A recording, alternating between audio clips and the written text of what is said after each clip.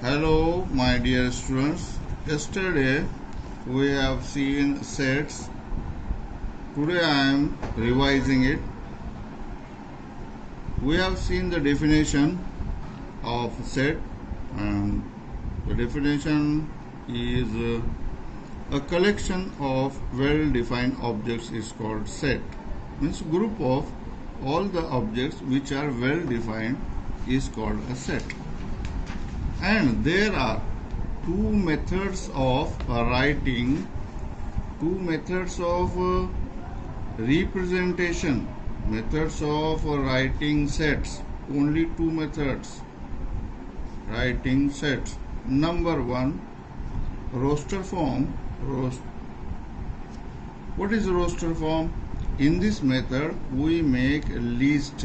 It is also known as list method. And the second method was, we have seen yesterday, is a rule form. Means the set can be represented by the rule only. In this we write a rule without making list. This is also known as set builder form or method. Yesterday we have seen it, method. But rule form is written without writing elements in the curly brackets. We use some symbols there. Yesterday I didn't make it clear what are those signs and how they can be read. Today I am telling you how to read that. Okay, let us see. One example. A, writing here, look at this. A, here I am writing a small letter. Every element is represented by a small letter actually. A, and putting a vertical line, and here I am writing a rule. Simply, you see it. A is a set. I wrote here a set without making list, but it is a set. I just put here a rule, an order, a law between that elements. And this vertical line, the vertical line is called, means it has a meaning. Vertical lines means such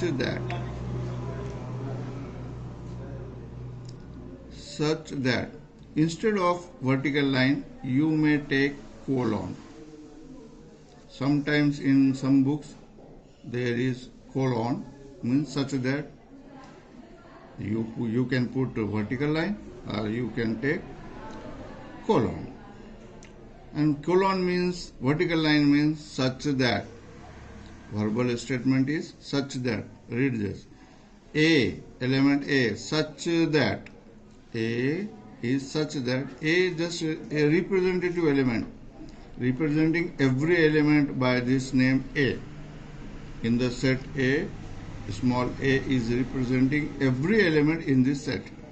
And this symbol looking like E, this is a Greek letter, Greek alphabet.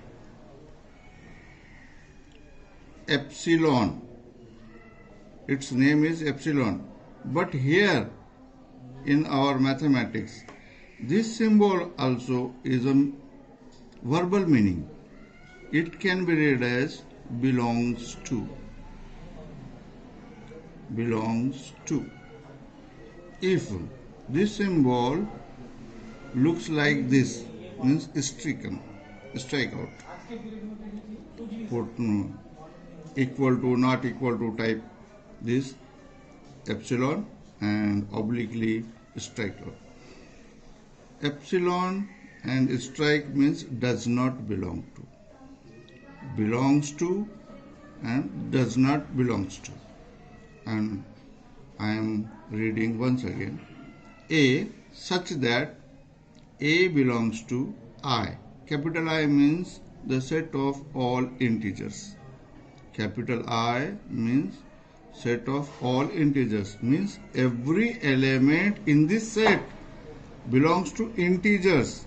Means all integers are here in set A, which is uncountable. All integers are uncountable. You cannot make list. It is not possible to write list of all integers.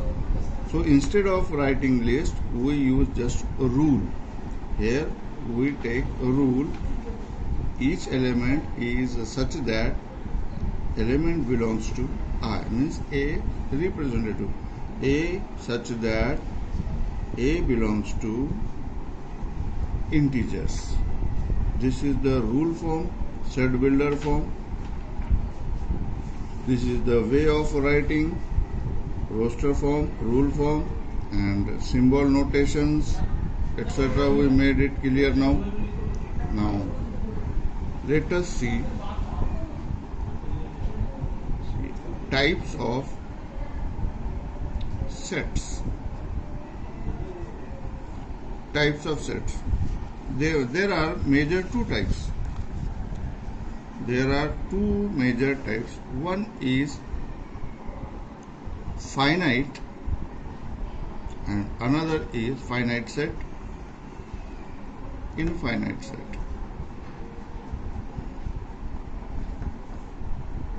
You can guess the meaning of a set with this word finite.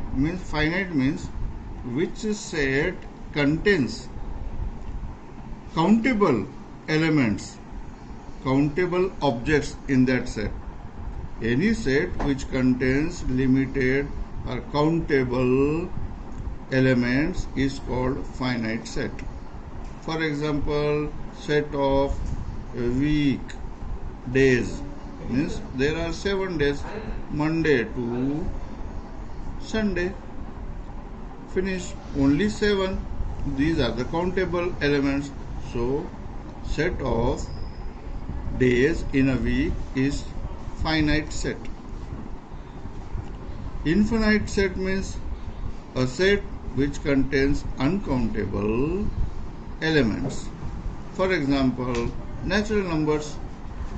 Set of natural number. Natural number starts from 1, 2, 3 and so on. We cannot make a list of all natural numbers. This is infinite set. Then singleton set, another type.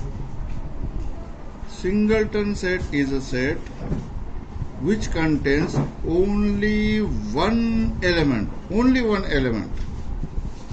For example, set of all even prime numbers. All even prime numbers.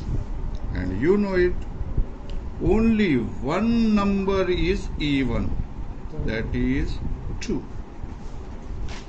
So how many elements in this set? Only one. Means only one element is a singleton set. A set which contains exactly one element is called singleton set. And another set, empty set. This empty set is also known as a null set, and sometimes it is called void set. These three names are of one and the same set. An empty set means you can guess the definition of this set. Empty means nothing. There will be no elements in that set. The set will remain empty.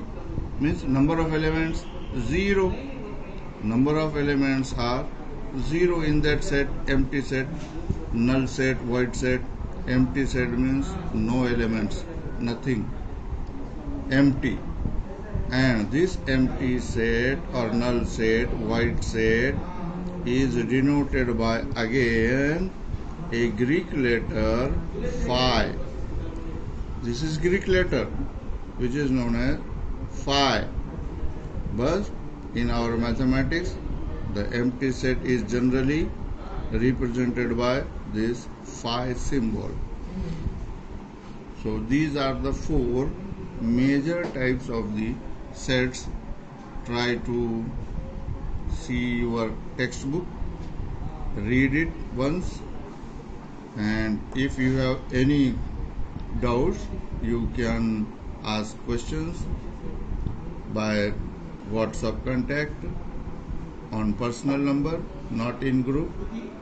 You can send your questions by writing on the sheets, papers, and take its image and send to us on our private numbers, personal numbers, and you will be answered as possible.